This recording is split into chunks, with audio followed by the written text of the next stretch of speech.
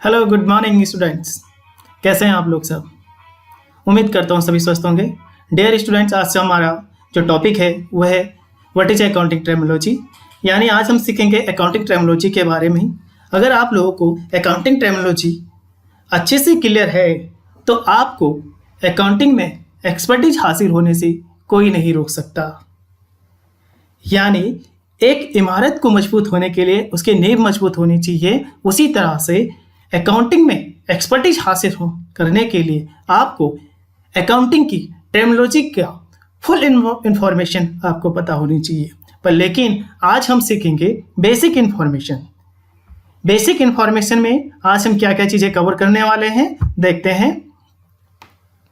Basic information में मैं आप लोगों को बताऊंगा ट्रेड यानी व्यापार, प्रोफेशन यानी पेशा, बिजनेस यानी व्यवसाय, प्रोप्राइटर यानी मालिक, कैपिटल यानी पूंजी, ड्राइंग यानी आहरण, गुड्स माल, परचेज क्रय, सेल्स विक्रय, परचेज रिटर्न यानी क्रय वापसी, सेल्स रिटर्न यानी विक्रय वापसी,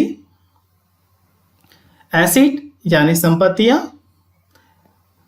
लायबिलिटीज यानी दायित्व देयताएं, राजस्व इसको हम आगम के नाम से भी जानते हैं यानी आगम, एक्सपेंसेस यानी व्यय खर्चे, इनकम यानी आय।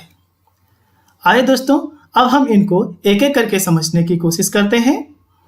अगर आप लोगों को कुछ चीज़ें समझना है तो आप मुझे कमेंट बॉक्स में लिख के मुझे बता सकते हैं, मैं आप लोगों को उसको समझाऊंगा दोबारा से। ठीक है, तो आज का जो हमारा ये है अध्याय है वह है अकाउंटिंग टर्मिनोलॉजी। ट्रेड यानी व्यापार। व्यापार क्या होता है दोस्तों? व्यापार का मतलब है कि लाभ कमाने के उद्देश्य से किया गया वस्तुओं का क्रय और विक्रय व्यापार कहलाता है। यानी वस्तुओं का जो हम क्रय और विक्रय करते हैं वो व्यापार के अंतर्गत आता है। पैसा। पैसा क्या होता है? यानी प्रोफेशन। पैसा आय यानी इनकम अर्जित करने के लिए किया गया कोई काम या फिर साधन जिसके लिए पूरा प्रशिक्षण की आवश्यकता पड़ती है उसको हम पैसा कहते हैं। जैसे डॉक्टर, टीचर, इंजीनियर आदि के द्वारा किए गए काम पैसा के अंतर्गत आते हैं। बिजनेस यानी व्यवसाय। कोई एक ऐसा वैधानिक कार्य यानी लीगल कार्य जो आय यानी इनकम, लाभ यानी प्रॉफिट प्राप्त करने के पर्पज से किया जाता है वह व्यवसाय कहलाता है।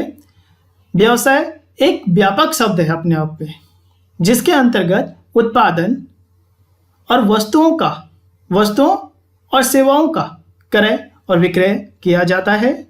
बैंक, बीमा कंपनियां, फर्म आदि इसी के अंतर्गत आते हैं। दोस्तों, मैंने आपको बताया ट्रेड और पैसा ये दोनों भी इसी के अंतर्गत आते हैं क्योंकि ये अपने आप में एक व्यापक शब्द है। ठीक है। मालिक यानी प्रोप्राइटर, इसको हम ओनर के नाम से भी जानते हैं। अब ओनर कौन होता है दोस्तों? ओनर वह व्यक्ति होता है जो व्यापार में आवश्यक पूंजी लगाते हैं, व्यापार का संचालन करते हैं, यानी एक जोखिम उठाते हैं व्यापार को स्टार्ट करने में यानी व्यापार की शुरुआत करने में, और लाभ और हानि के अधिकारी भी होते हैं। यह ओनर या मालिक कहलाएंगे। यदि किसी व्यापार का मालिक कोई एक व्यक्ति है तो वह एकाकी व्यापार यानी प्रोप्राइटर कहलाता है। यदि मालिक दो या दो से अधिक व्यक्ति हैं तो वह साझेदार यानी पार्टनर कहलाते हैं। यदि बहुत सारे लोग मिलकर संगठित रूप से कंपनी के रूप में कार्य करते हैं यानी काम करते हैं तो वह उस कंपनी के अंशधारी यानी शेयर होल्डर होते हैं। ठीक है, आगे बढ़ते हैं हम लोग दोस्तों। आगे हमारे पास है कैपिटल यानी पूंजी। पूंजी जानते हैं आप लोग क्या होती है? वो मैं आपको बता देता हूं। यानी जो कि एक व्यापार के स्वामी द्वारा यानी ओनर के द्वारा रुपए या माल, संपत्ति आदि चीजें व्यापार में लगाता है, उसको ही हम पूंजी कहते हैं। एक एग्जाम्पल से, एक उदाहरण से समझते हैं कि राजू ने 20,000 रुपये तो कैश लेके आया यानी नगद लेके आया, और 10,000 रुपये का वो माल लेके आया यानी गुड्स लेके आया। ठीक है, तो उसने क्या खोली? एक कंप्यूटर की दुकान खोली। तो ऐसी स्थिति में उसकी इस व्यापार में, इस बिजनेस में कितने रुपए की कैपिटल हुई दोस्तों? 30,000 रुपये यानी 30,000 रुपये की उसकी क्या हो गई? कैपिटल होगी। कैसी हुई 30,000 की कैपिटल? दोबारा बता देता हूं। 20,000 रुपये का वो कैश लेके आया और 10,000 रुपये वो क्या लेके आया? माल लेके आया यानी गुड्स लेके आया था। ठीक है, टोटल मिला के 30,000 की जो उसकी पूंजी है वही कैपिटल होगी। यह व्यापार में अगर लाभ होगा तो पूंजी क्या होगी? बढ़ जाएगी। अगर लॉस होगा हमें यानी हानि होगी तो पूंजी हमारी क्या हो जाएगी? घट जाएगी दोस्तों। ठीक है, आगे बढ़ते हैं हम लोग। ड्राइंग यानी आहरण। आहरण क्या होती है दोस्तों? व्यापार के स्वामी यानी ओनर के द्वारा अपने निजी खर्चों के लिए समय समय पर व्यापार में से जो रुपए या फिर माल यानी गुड्स निकाला जाता है उसी को आहरण कहा जाता है। तो इसको हम निजी खर्चों के रूप से भी जानते हैं हम लोग। ठीक है दोस्तों, आगे बढ़ते हैं हम। और नेक्स्ट हमारे पास है गुड्स यानी बहुत ही इंपॉर्टेंट चीज यानी बिजनेस डील। ठीक है, माल उस वस्तु को कहते हैं जिनका क्रय और विक्रय व्यापार में किया जाता है, यानी खरीदा और बेचा जाता है। व्यापार में माल के अंतर्गत वस्तुओं का निर्माण हेतु प्राप्त सामग्री हो सकते हैं। ठीक है, एग्जाम्पल के लिए वस्तु विक्रेता द्वारा खरीदा गया कपड़ा उस व्यापारी के लिए गुड्स यानी माल होगा। आगे हम बढ़ते हैं दोस्तों।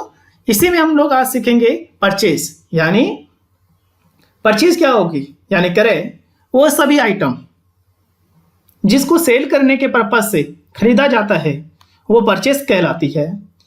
यानी व्यापार में माल उधार या फिर नगद दोनों रूप में खरीदा जा सकता है। यानी क्रेडिट परचेज और कैश परचेज। ऐसी सेल है यानी एक लाभ कमाने के उद्देश्य से किया गया वस्तु का विक्रय, वो क्या कहलाएगा? विक्रय यानी सेल्स कहलाएगा। सेल्स भी हमारे पास दो तरह की होती है, क्रेडिट सेल्स और कैश सेल। ठीक है, आगे हम देखते हैं परचेज रिटर्न यानी क्रय वापसी। यानी हमारे द्वारा यानी या बिजनेस के द्वारा कोई गुड्स खरीदा जाता है, यानी कोई माल खरीदा जाता है, उसमें से कोई पार्ट हुआ या उसका कोई भाग या पूरा सामान वापस कर देता है तो वो परचेज वापसी कहलाएगी यानी क्रय वापसी भी कहलाएगी। सेल्स रिटर्न बिजनेस के द्वारा अपने कस्टमर को बेचा गया सामान या माल या गुड्स फिर उसी कस्टमर के द्वारा वापस लौटाया गया एक कोई पार्ट या पूरा का पूरा सामान वापस लौटाया जाता है तो वो विक्रय वापसी यानी सेल्स रिटर्न कहलाएगी। दोस्तों नेक्स्ट हमारे पास देयताएं यानी दायित्व। अब दायित्व क्या होंगे पता है आप लोगों को? दायित्व क्या होते हैं? दायित्व यानी लायबिलिटीज, हमारी देनदारी होती है, यानी हमने किसी को पैसा देना होता है। ठीक है दोस्तों, या वो एक्टिविटीज जो ओनर को छोड़कर हमें सबको देनी होती है, या फिर ऐसा कह सकते हैं कि वो सभी एक्टिविटी जो व्यापार को अन्य व्यक्तियों अथवा अपने स्वामी या फिर स्वामी के प्रति चुकाने होते हैं वो दायित्व लायबिलिटीज कहलाते हैं। यानी हमने जैसे बैंक बुक से लोन ले रखा ना बिजनेस ने, ठीक है, तो बिजनेस को क्या करना, वो लोन भी चुकाना है। यानी कहीं से उधार में परचेज कर रखी है कोई, तो वो जहाँ से उधार में परचेज कर रखी है जिनको हम कहते हैं क्रेडिटर भी कहते हैं, ठीक है, तो वो भी हमें पे करनी होती है। ठीक है दोस्तों, तो ये भी हमारी लायबिलिटीज के अंतर्गत आ जाती है। लायबिलिटीज भी आपकी दो तरह की होती है, एक शॉर्ट टर्म होती है और दूसरी क्या है, लॉन्ग टर्म लायबिलिटीज भी होती है, यानी लंबी अवधि वाली देनदारियां और अल्पकालिक देनदारियां। लंबी अवधि वाली देनदारियां कौन सी होती है, यानी लॉन्ग टर्म लायबिलिटीज कौन सी होती है, जो हमें 1 साल से ऊपर पे करनी होती है। यानी बैंक से लिया गया 5 साल के लिए, 8 साल के लिए लोन लिया गया है, तो वो हमारे पास कौन सी लायबिलिटी है, लॉन्ग टर्म लायबिलिटीज होती है। शॉर्ट टर्म लायबिलिटीज कौन सी होती है, जो हमने उधार में परचेज किया होता है और एक साल के अंदर हमें पे करना होता है, तो वो शॉर्ट टर्म लायबिलिटीज के अंतर्गत आ जाती है दोस्तों। ठीक है, तो कुछ चीज़ें अगर आपको समझ नहीं आती है तो आप मुझे कमेंट बॉक्स में लिख सकते हैं, तो मैं आप लोगों को उसको भी समझाने का कोशिश करूंगा। अगर आप दोस्तों आप लोगों को इससे रिलेटेड कोई नोट्स चाहिए तो आप भी मुझे कमेंट बॉक्स में लिख सकते हैं, तो आपको मैं वो नोट्स भी प्रोवाइड कर सकता हूँ। ठीक है दोस्तों, नेक्स्ट हमारे पास है एसेट। एसेट क्या होती है, यानी बिजनेस की संपत्तियां। ठीक है, हमारे व्यापार में समस्त वस्तुएं जो व्यापार के संचालन में सहायक होती है वो संपत्ति कहलाती है, या हम कह सकते हैं वो वैल्यू जिसका बेनिफिट फ्यूचर में मिलेगा, तो वो क्या कहलाती है, एसेट कहलाती है। एसेट भी हमारे पास 2 तरह की होती है, यानी फिक्स एसेट और करंट एसेट। फिक्स एसेट कौन सी होती है, जिनका टाइम लॉन्ग टाइम के लिए होता है, टाइम पीरियड क्या होता है, लॉन्ग टाइम के लिए होता है। एग्जाम्पल से समझेंगे, यानी 1 साल से ऊपर के लिए होता है, 5 साल, 10 साल, 8 साल, 3 साल, 2 साल है। ठीक है ना, जैसे laptop, computer, furniture, machinery, vehicle सब इसी के अंतर्गत आ जाते हैं। लैंड, बिल्डिंग भी सभी इसके अंतर्गत आती हैं। करंट एसेट कौन सी होती है, जो 1 साल के अंदर आती और जाती रहती है, यानी हम इसको कह सकते हैं जो 1 साल के अंतर्गत कैश में कन्वर्ट हो जाती है, यानी कैश, बैंक, डेटर्स, यानी ठीक है ना, सभी इसी के अंतर्गत। प्रीपेड एक्सपेंसेस भी होते हैं, ये सभी इसी के अंतर्गत आते हैं दोस्तों। ठीक है, स्टॉक क्या होता है, यानी एक भंडार, वो जगह जहां पे हम गुड्स को लेके आए हैं, यानी फ्यूचर में सेल करने के लिए। ठीक है, वो स्टॉक कहलाता है। स्टॉक भी हमारे पास 3 तरह के होते हैं, कौन कौन से, यानी रॉ मटेरियल स्टॉक, कच्चे माल का स्टॉक, सेमी फिनिश अर्धनिर्मित गुड्स का स्टॉक, और फाइनल गुड्स का स्टॉक। ठीक है दोस्तों, इसको फाइनल प्रोडक्ट भी कह सकते हैं, यानी फिनिश गुड्स का स्टॉक भी हम कह सकते हैं। स्टॉक अगर 1 साल में हमने कितनी टोटल मिला के सेल करी, लास्ट में हमारे पास क्लोजिंग बचता है, वो हमारा क्लोजिंग स्टॉक कहलाता है। यानी 31 मार्च में जो हमारे पास स्टॉक बचा होता है वो क्लोजिंग स्टॉक कहलाता है। वही स्टॉक 1 अप्रैल को जब ड्रॉ डाउन होता है नीचे अगले साल, तो वो क्या कहलाता है, हमारा ओपनिंग स्टॉक कहलाता है। ठीक है, नेक्स्ट हमारे पास है रेवेन्यू, यानी राजस्व। अभी राजस्व क्या होगा, ठीक है, इसको हम आगम के नाम से भी जानते हैं, मैंने आपको पहले भी बताया है, इसको हम किस नाम से जानते हैं, आगम के नाम से। ठीक है, अब आगम क्या होगी दोस्तों, गुड्स या सर्विसेज को मार्केट में सेल करने पे उससे जो प्राप्ति होती है उसको हम आगम कहते हैं। ठीक है, एक्सपेंसेस हमारे माल के उत्पादन और उसको बेचने में जो खर्चे होते हैं वो व्यय कहलाते हैं। ठीक है, एग्जाम्पल के लिए electricity expenses, rent, salary etcetera सब इसके अंतर्गत आते हैं। हम यह कह सकते हैं कि वो वैल्यू जिसका हम बेनिफिट ले चुके हैं। एग्जाम्पल से समझेंगे, अगर मैं किसी एम्प्लॉय से काम कराता हूँ तो मैं क्या ले रहा हूँ, उसका बेनिफिट ले रहा हूँ, तो उस बेनिफिट के बदले मुझे उसको क्या देना पड़ेगा, पैसे देने पड़ेंगे, यानी सैलरी देनी पड़ेगी, तो वो क्या कहलाएगी, एक्सपेंसेस हैं। एक्सपेंसेस भी हमारे पास 2 तरह के होते हैं दोस्तों, यानी डायरेक्ट एक्सपेंसेस यानी प्रत्यक्ष व्यय, और अप्रत्यक्ष व्यय यानी इनडायरेक्ट एक्सपेंसेस। डायरेक्ट एक्सपेंसेस वो एक्सपेंसेस होते हैं जो कि एक मैन्युफैक्चरिंग से रिलेटेड होते हैं, यानी फैक्ट्री से रिलेटेड होते हैं, परचेज से रिलेटेड होते हैं, खरीद से रिलेटेड होते हैं। ठीक है, वो डायरेक्ट एक्सपेंसेस कहलाते हैं। इनडायरेक्ट एक्सपेंसेस कौन से होते हैं, जो कि एक प्रोडक्ट को सेल करने में होते हैं। ठीक है, यानी हम कह सकते हैं सेल से रिलेटेड जो भी एक्सपेंसेस होते हैं वो इनडायरेक्ट एक्सपेंसेस कहलाते हैं। ठीक है, आगे हम बढ़ते हैं इनकम। अब इनकम क्या होती होगी, यानी आपको पता है ना, आय। अब इनकम क्यों हम समझेंगे, यानी आगम, यानी हमने वस्तुओं का और सेवाओं की सेल करी, उससे जो हमें पैसा रिसीव हुआ वो हमारी क्या कहलाई थी, आगम कहलाई थी। आगम में से अगर हम खर्चों को मैनेज कर लेते हैं, यानी व्यय को मैनेज कर लेते हैं, तो वो हमारी क्या होती है, इनकम होती है। नेक्स्ट हमारे पास टर्नओवर। टर्नओवर क्या होता है? एक निश्चित अवधि में यानी 1 साल के अंतर्गत जितनी भी हमने कैश या क्रेडिट में सेल करी है, दोनों को मिलाकर उसका जो टोटल आता है तो वो हमारा क्या कहलाता है? टर्नओवर कहलाता है।